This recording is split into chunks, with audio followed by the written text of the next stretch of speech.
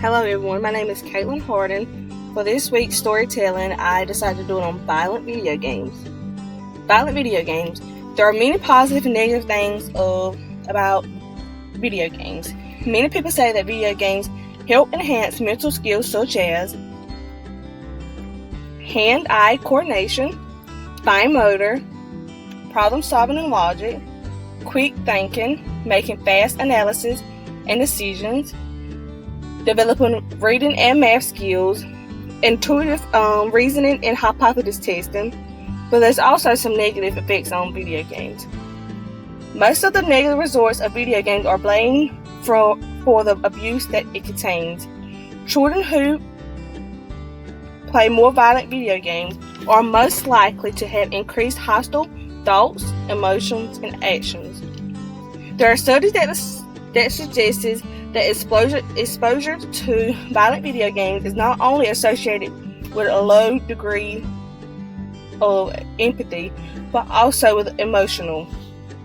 Some experts who claim that there is a connection between video games and violence blame the interactive nature of the games. The act of aggression is repeated, and the child is changing his aggression and sees aggression in his own eyes, such as killing, punching, stabbing, and shooting.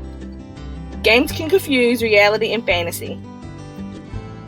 A 2019 study showed that there are negative correlations with academic results where screen-based behaviors, video games, and television views. I couldn't find a policy on violent video games, but I read an article saying that Trump was trying to pass a law against violent video games. This was when all the shootings was going on in the schools. Trump said he is hearing more and more people say that the level of violence on video games is really shaping in young people's thought. But there has not been any decisions or changes to laws against these games.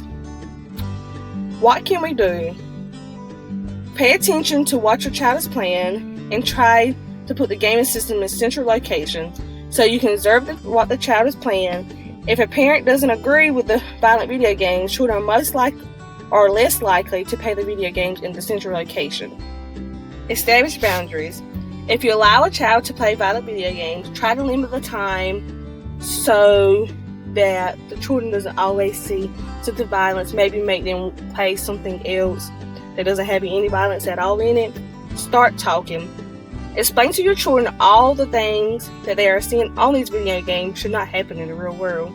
Explain to them the gun is not something to be played with and they should take it very seriously. Know your child. If you know your child is experiencing anger issues, limit the time on the video games to try to prevent the violent video games coming into play for their real world actions. This is my storytelling for this week. Thank you so much.